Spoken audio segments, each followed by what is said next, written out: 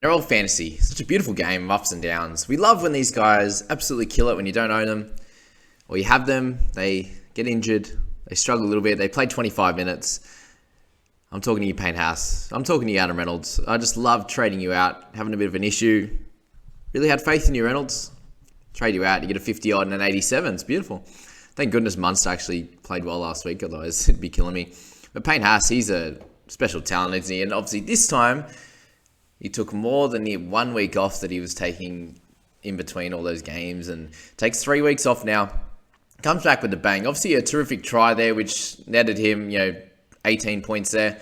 And that's great, 18, 20 points. So he would have got low 60s, which is what we'd expect from him without a try. The big minutes was awesome, 65 there. Probably didn't even need to in the end. The last 5 or 6, 10 minutes, he probably could have gone off, with Eels not being able to get back that deficit. But both those guys were spectacular. Both are going to be great picks going forward. I would put Haas over Reynolds, and if you are looking at him, he's going to be around that 700k mark. So he's going to be a solid pickup for any injuries that you may have or any sideways price trades, I think would be the way to go about it. If you're sitting with 1 or 2 going into the next couple of weeks, and he could be that guy for you. Sean Lane's had a really, really good year, hasn't he? 72 again this week. He has finally strung it together. The last couple of years he's been playing, he'll play 40 odd minutes, he'll go to the bench, he'll then play 80, very up and down, and he's really shown his attacking flair this year. And going along with his base stats, 50 in base stats is really, really good. An 80-minute effort for a team that got pumped by 22.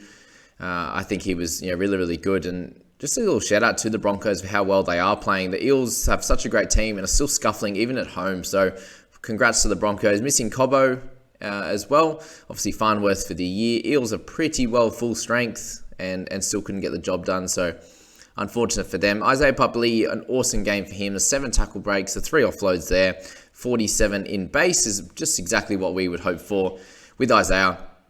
Obviously, he had those few games there at 13 where he wasn't his best, and as soon as he's moved back to the edge is when he plays close to that 80 minutes and gets everything you could ever ask for one of these types of players. And we go from a big drop from 70 down to 49 there with Flegs, and he had a solid game, obviously, through the middle there for the Broncos starting this game.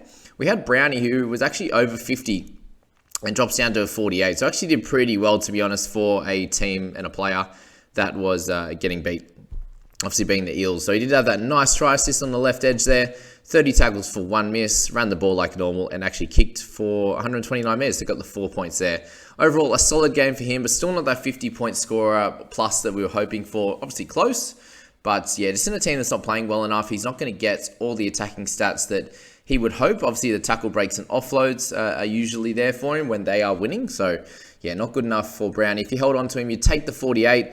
Obviously, you take that a lot more than what a couple of these other players got, unfortunately. And one of those would be Paddy Carrigan. So the 47 for him had a really, really good game.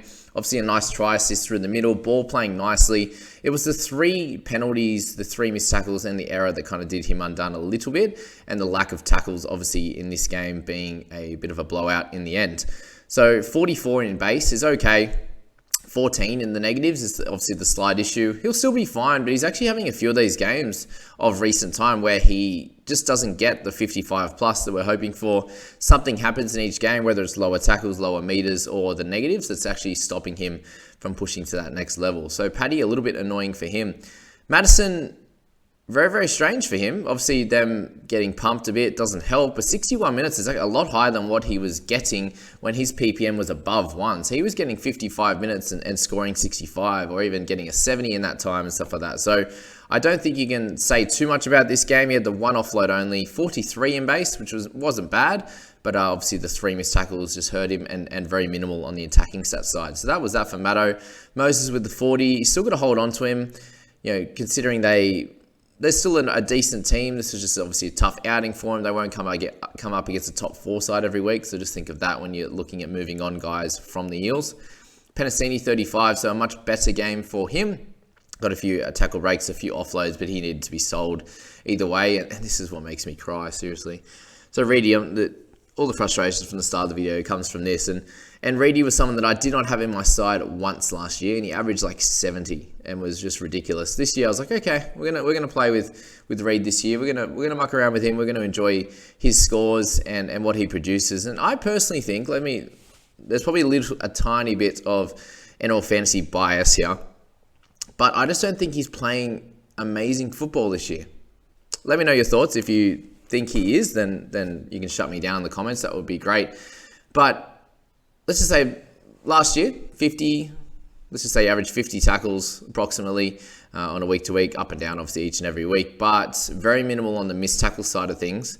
And how many games have you seen him this year have 35 tackles, 40 tackles for 5 misses, 4 misses, just a couple of errors regularly, a couple of penalties on the regular basis too, and just not helping the team out that way. Running the ball, very limited amounts. He was running the ball a bit more last year. Ball playing, obviously last week had a couple of nice try assists, so we're giving him his props where he's due there. Had a really, really good game. But this week, just a bit of a nothing game again. For someone that the reason I'm calling him out a little bit is just we put him to such a high standard, given the fact that he got put into the Origin squad last year, in amongst Ben Hunt, Harry Grant, these types of guys who are some of the best players in our game. So I just think Reedy, I was going to liken it to Hughes a little bit. The point scoring, I'm going to liken it to Hughes a little bit. Someone in my comments just said that Hughes is a little bit down on tackle breaks, a little bit down on run meters, slightly up on his missed tackle rate. So every important stat, he was slightly worse at than he was last year. And that shows how good of a season Reed had last year and how good of a season Hughesy played last year. So this is going to be something that I will take in my stride a little bit going into the 2023 season, is just even those guys that are some of the best in the game at their position, they are subject to having a bit of a dud year. Like, we can understand, what we usually would understand is that some of these guys would have a couple of down games and then they'd be back. But for both of them, it's been the majority of the year. Obviously, you've seen the Storm scuffle a little bit. We've seen the Eels struggle a little bit, but Reedy, in his own statistics, has generally had a bit of a down year. So just a very interesting one. And 34 is very, very sad. I might have to straight swap, if I have enough. I don't think I do. Reedy to someone like Payne Haas would be ideal, but I don't think I'll be able to do that. Anywho, we'll move on. Ezra Mam, 31 for him. So I think it's time, now that he's got this 31, to move him on. So even in a good winning side, he was only able to get that 31. So he's someone you move on now. Guys like Palacia, the 19, just remember avoiding playing these guys now. With Haas back, with Carrigan back, we should have known this beforehand, but just not playing them. He's right in my bottom number of emergencies, just given he wasn't going to get the big minutes and a different type of role as well. But that is the Thursday night game, guys. I hope you enjoyed that review. I hope you enjoyed the game in general. Obviously, you wouldn't have if you're an Eels fan, but that is that one. Please like, subscribe. I appreciate you guys very much, and we'll catch you in those Friday videos. See you later.